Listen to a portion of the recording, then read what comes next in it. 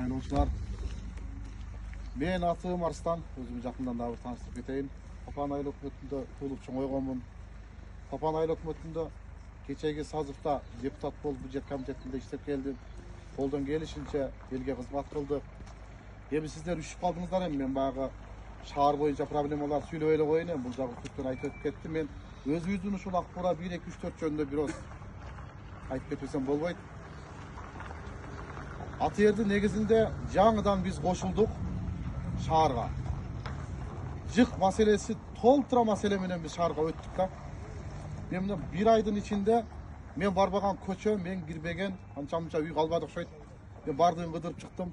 Өтө көп экен проблема. Толтура. Ким депутат болсо дагы ошол адам 5 жыл тынымсыз иштесе гана чечилет. Мен өз көзүм менен көрүп келдим. Мен өзүм жашайм мына Акбура 3 айылында өзүм жашайм. Сиздердин араңыздарданмын. Сиздердин маселеңиздерди менден жакшы түшүнгөн эч ким жок болсо керек. Себеби мен дагы ушул жаңы чекте жашап келатам да 10 жыл ашып кетти жашап келгениме. Чечилбеген маселелерибиз бизде дагы толтура. Мына Акбура 2де дагы толтура экен. Акбура 1 4 бардыгында маселе көп экен.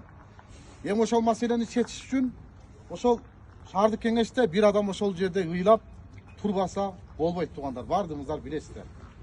Мен ошол сиздердин үнүңүздөрдү угузганга гана кетип атам. Ал жерде эч кандай бир депутатка бир өзүнүн чөнтөгүн иштей турган бир пайда, бир кандайдыр бир нерсе өзү жок экен. Мен мына 1 айдын ичинде аныктап чыктым бардыгын.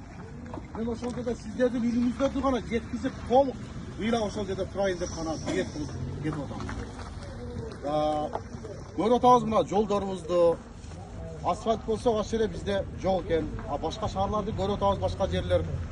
Эртең ушул жерден жашаган адам ичинен сиздердин ичиңерде жашаган адам шайланбаса, сиздер дагы каласыздар.